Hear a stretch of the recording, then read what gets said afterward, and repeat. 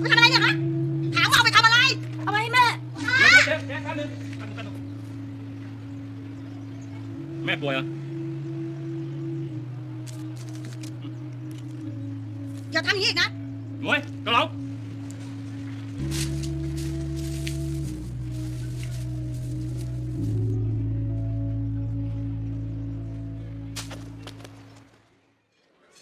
จอดนั่นเลยครับนั่นเลย ป๊า จัดไปสั่งมาเรื่องต่ออะไร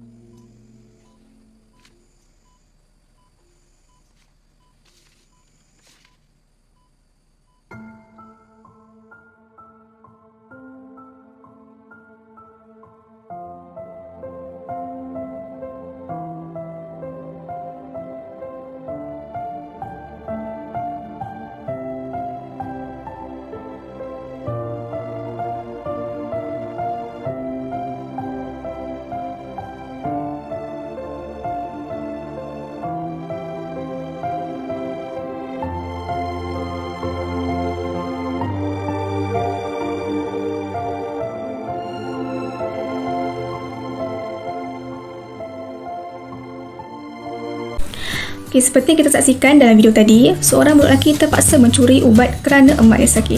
Tetapi dia ni telah ditangkap oleh pemilik kedai ubat tersebut dan memukulnya di khailat ramai. Okay, salah seorang pakcik di situ cuba untuk membantu budak lelaki tersebut dengan membayar ubat yang dicurinya dan memberikannya sedikit makanan yang dijualnya. Dan setelah beberapa tahun selepas itu, pakcik tersebut dimasukkan ke dalam hospital dan memerlukan kos rawatan yang sangat tinggi untuk menjalani pembedahan. Malangnya, anak pakcik tersebut terpaksa menjual kedai yang telah diusahakan oleh ayah mereka kerana tidak mencukupi untuk membayar bil rawatan hospital tersebut. Tetapi apabila anak perempuannya telah tersedar daripada tidur, dia mendapati ada surat di atas katil ayahnya. Dia membaca surat tersebut dan mendapati bil rawatan ayahnya telah dibayarkan oleh seseorang.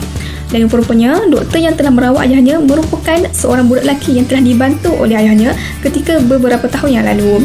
Okey, beliau ni ingin balas jasa kepada mereka kerana telah menolongnya ketika dia mencuri ubat untuk diberikan kepada ibunya yang sakit.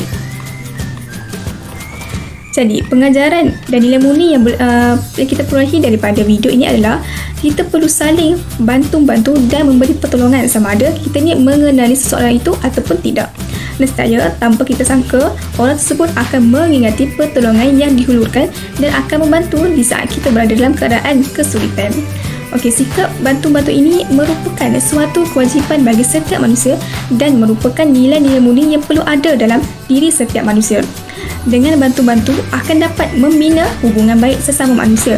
Tambahan juga, ia dapat memupuk rasa kasih sayang antara jiran tetangga, antara kawan dan juga masyarakat sekeliling. Dan untuk itu saja, sikap saling bantu-bantu ini dapat menghakis sifat individualistik dan rasa ego dalam diri untuk melahirkan insan yang sentiasa perhatian terhadap orang lain.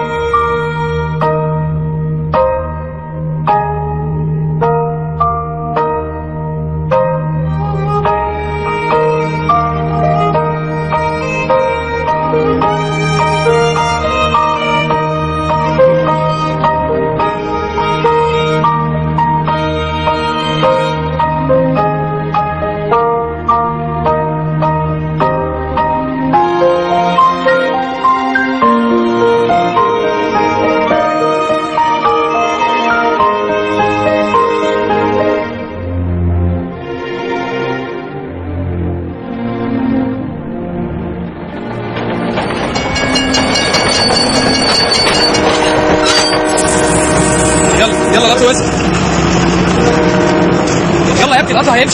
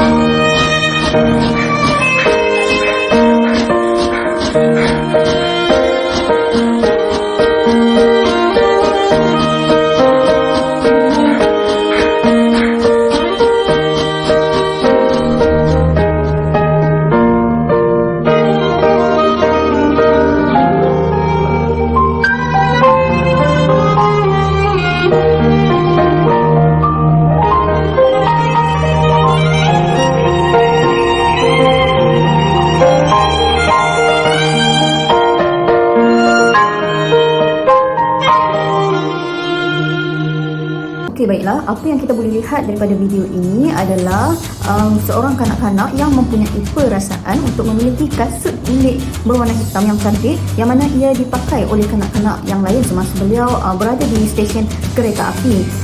Kasut yang dipakai itu nak dijadikan cerita, ia tertanggal semasa kanak-kanak tersebut hendak menaiki kereta api akibat daripada kesesakan semasa menaiki kereta api tersebut. Dan kanak-kanak yang serba kekurangan tadi, dia melihat kasut tersebut tertanggal dan dia mengambil kasut tersebut bukan untuk dirinya, tetapi sebaliknya beliau berusaha untuk memberikan semula dengan mengejar kereta api tersebut untuk memberikan kasut itu kepada tuan punya kasut, iaitu kanak-kanak yang memakai kasut kulit itu.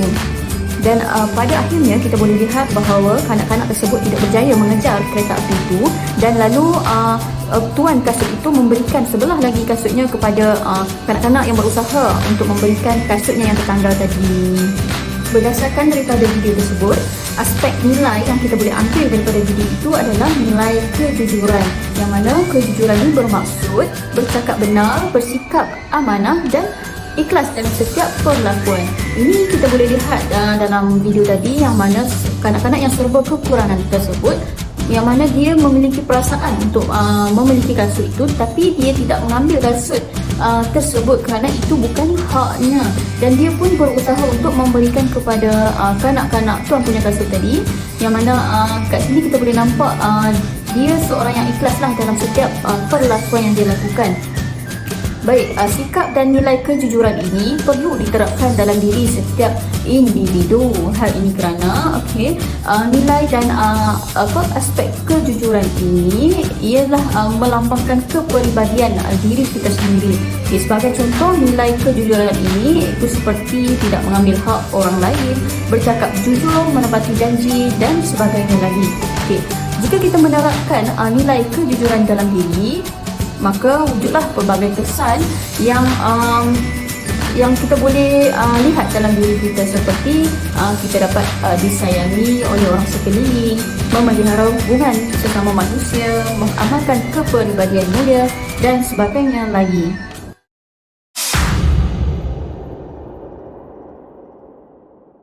Okey, untuk video reaction yang seterusnya ini berkaitan dengan isu masalah disiplin dalam kalangan pelajar sekolah.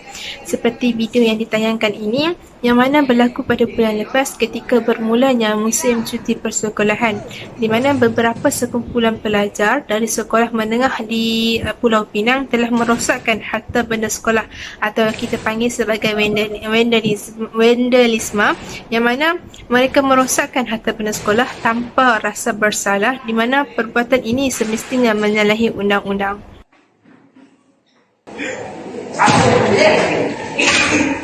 Video tu anda.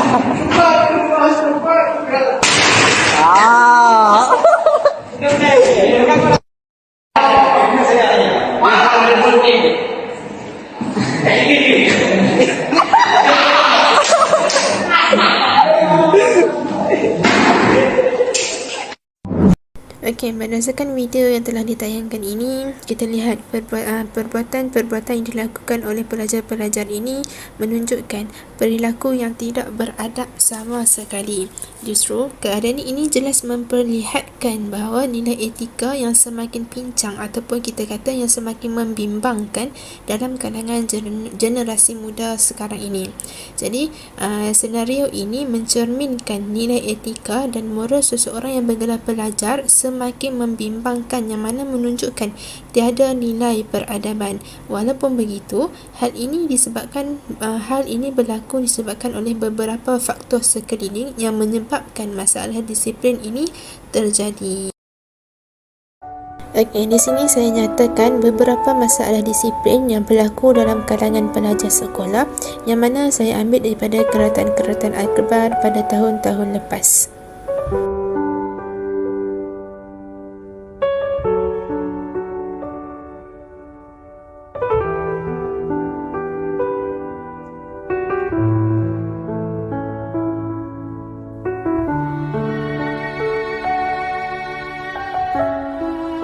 Justru itu, pelajar-pelajar ini perlu diberikan bimbingan dan ditanam di dalam diri mereka nilai etika dan moral kerana ia merupakan nadi pembangunan negara masa hadapan.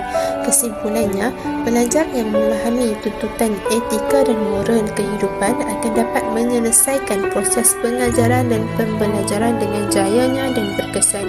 Oleh itu, kegagalan dalam menerapkan kefahaman ini akan mengakibatkan terjadinya masalah sosial di kalangan pelajar seperti masalah disiplin yang berleluasa dalam kalangan pelajar sekolah.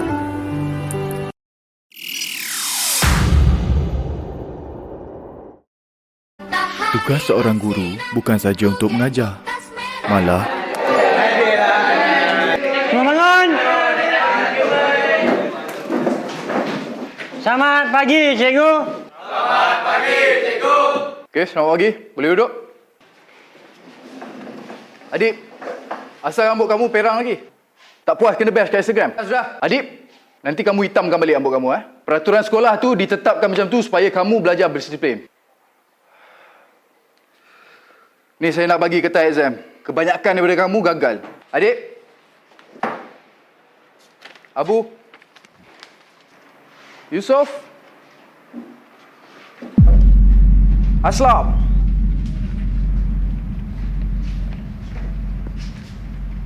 Syah. Tak nampak ke saya kat sini? Apasal? Cikgu ada masalah ke apa? Saya tak ada masalah. Kamu tak ada masalah.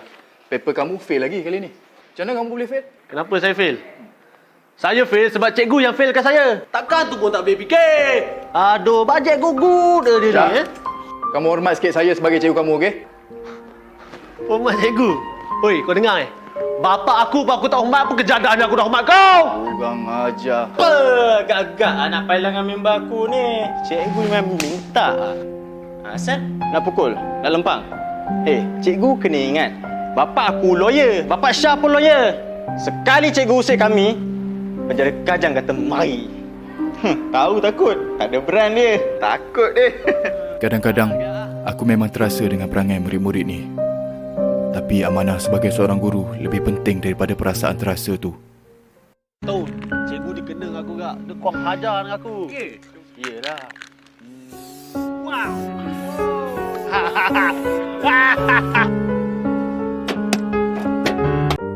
Okey, berdasarkan video yang kita lihat sebentar tadi, di mana seorang guru ini dia mengajar di kelas pelajar yang bermasalah. Okey, di sinilah kita dapat lihat antara cabaran menjadi seorang guru. Seorang guru ini walaupun dia terasa dengan pelajarnya, tetapi dia perlu fikirkan bahawa amanah seorang guru itu lebih besar daripada perasaan terasa ini. Oleh itu, seorang guru perlulah bersabar kerana mereka sedang mendukung aspirasi untuk menjadikan pelajar mereka orang yang berguna di masa akan datang. Di sini kita dapat lihat tugas seorang guru bukan sahaja untuk mengajar tetapi juga adalah untuk mendidik, di mana jika seorang pelajar mempunyai masalah berkaitan pelajarannya, maka tanggungjawab guru juga untuk menyelesaikan. Okey, berdasarkan video sebentar tadi juga, di mana kita dapat lihat para pelajar ini perlu diterapkan dengan nilai hormat menghormati. Okey, nilai hormat menghormati di sini boleh dimaksudkan dengan menghargai dan memuliakan seseorang dengan memberi layanan yang bersopan dan berhemah. Peranan guru memupuk nilai hormat menghormati adalah dengan menyelitkan nilai murni tersebut semasa mengajar. Sebagai contoh, semasa aktiviti berkumpulan, murid-murid akan berkolaborasi antara satu sama lain dan akan berlaku proses pertukaran pendapat. Mungkin akan berlaku pencanggahan pendapat dalam kalangan mereka. Sebagai guru, kita harus berfikir di luar kotak bagaimana untuk menyelitkan nilai hormat pendapat orang lain dalam sesi perbincangan tersebut. Seterusnya, pihak sekolah boleh menganjurkan Minggu Budi Bahasa Budaya kita dan memberi anugerah kepada pelajar anugerah sopan kepada pelajar yang bersopan santun, menghormati guru-guru dan berhemah tinggi sepanjang berada di sekolah supaya boleh menjadikan teladan dan panduan kepada pelajar lain.